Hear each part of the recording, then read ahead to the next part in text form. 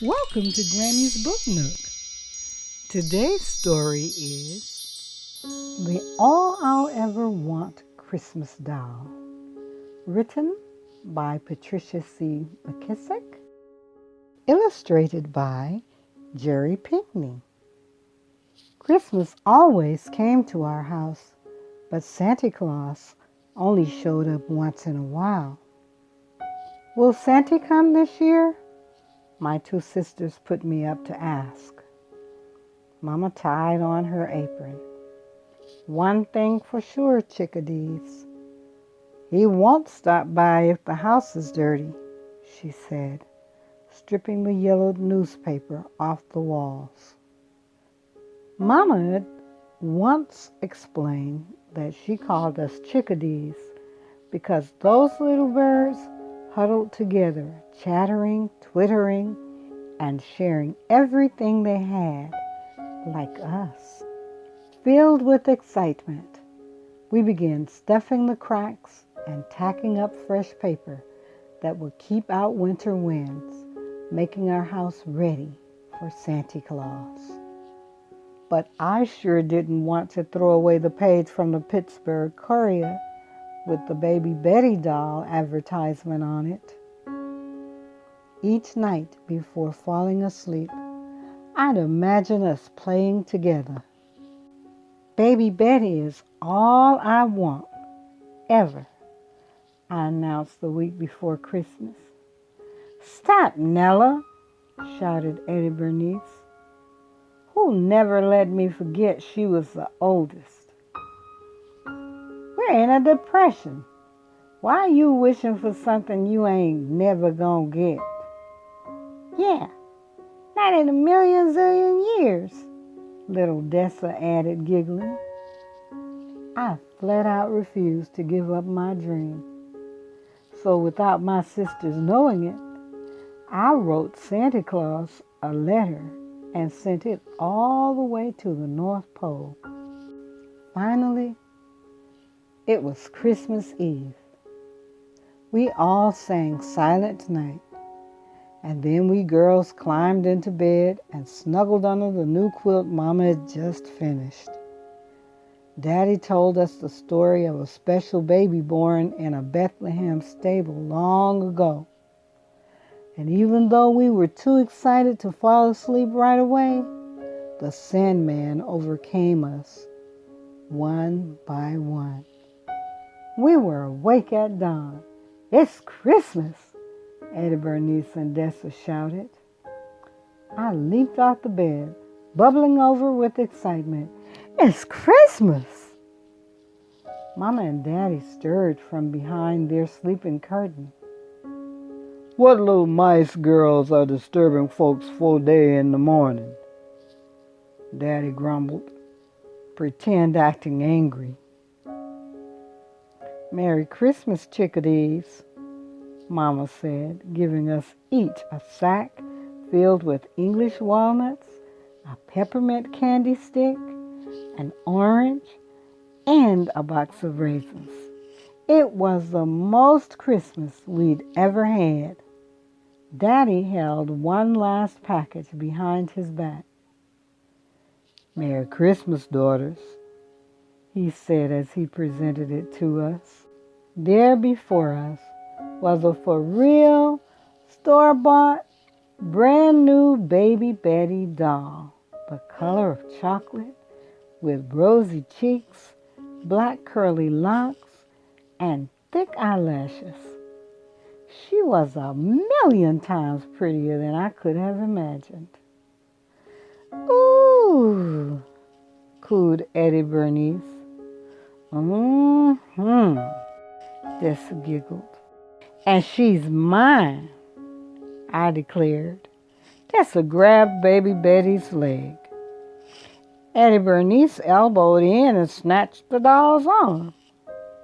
No, I'm the oldest, she cried.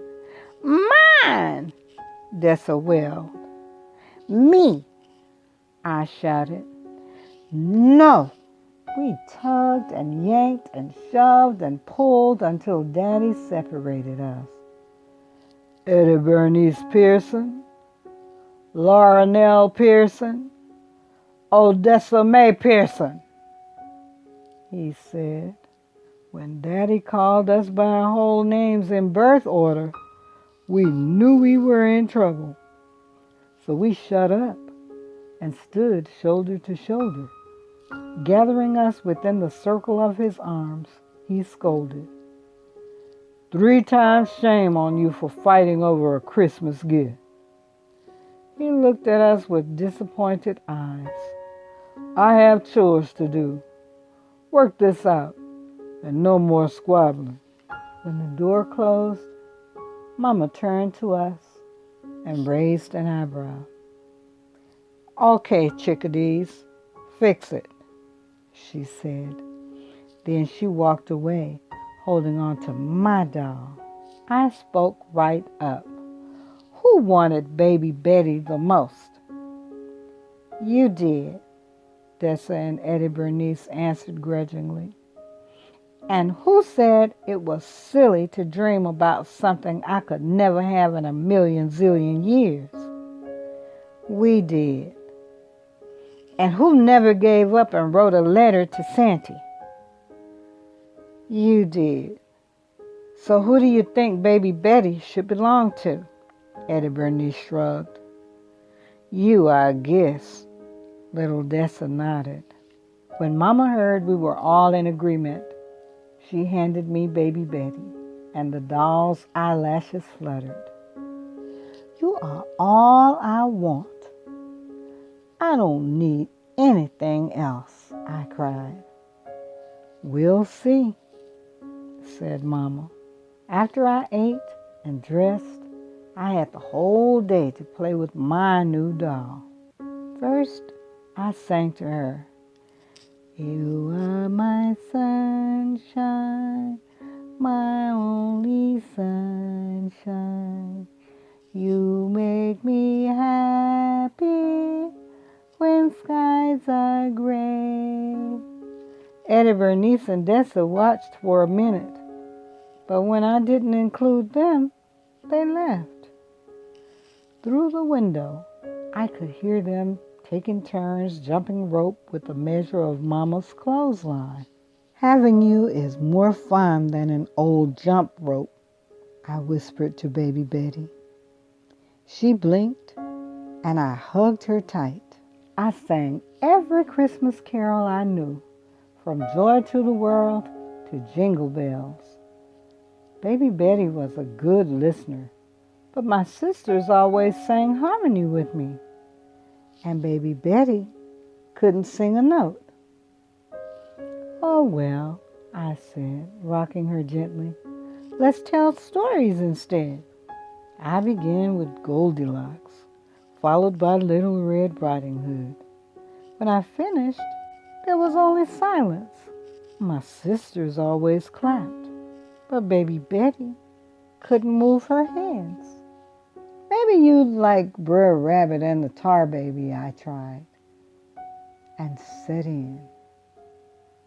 At last, I got to my favorite part. In my best storytelling voice, I said, Brer Rabbit say, Tar Baby, you'd better speak like you got some sense, or I'll bop you upside your head. But that Tar Baby didn't say nothing. It just sat there in the road looking dumb. That part always made Dessa giggle, but not Baby Betty. I eased to the window to sneak one peek at my sisters. They were making string sculptures. I wish you could do something more than sit around like a spot on a toad, I whispered, a little disgusted like. Baby Betty blinked. Having fun? Mama asked, pouring herself a cup of tea. I guess so, I replied. Then suddenly, I got an idea.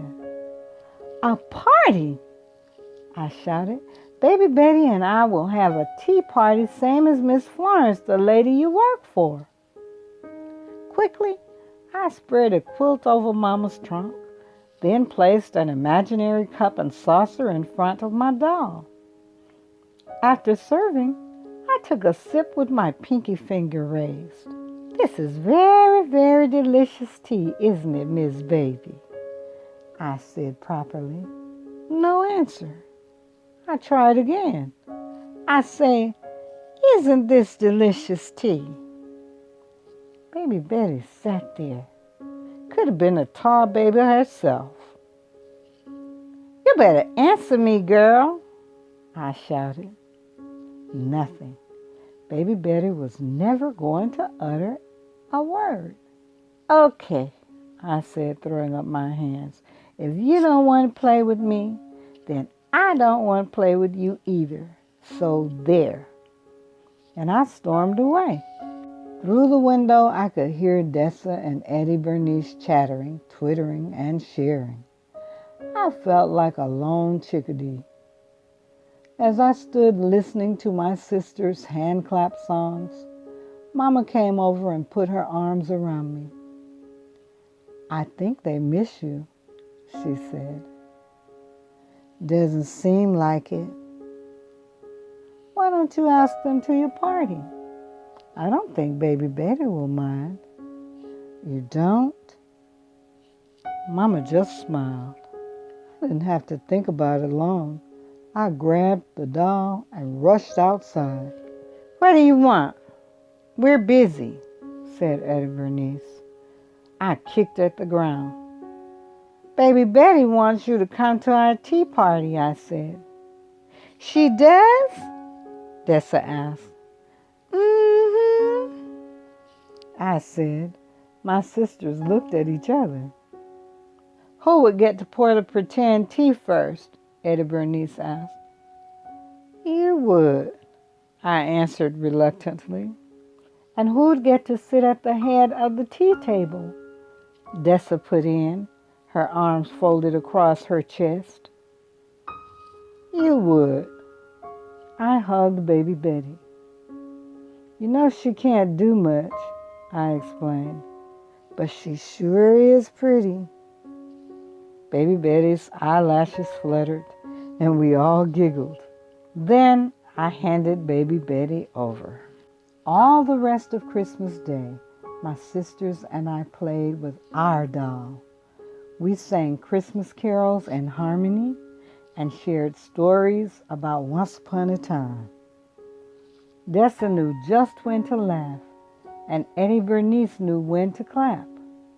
We munched on peppermint candy and orange wedges and ate one raisin at a time so they'd last. But my favorite part was when I poured a pretend cup of tea, and with my baby finger crooked ever so daintily, I said real prim and proper like, "Isn't this the best Christmas ever?" Thank you for visiting Grammy's Book Nook. To get more information for this book, check the description box below. Be sure to thumbs up this video. Click the subscribe button for the latest videos at Grammy's Book Nook.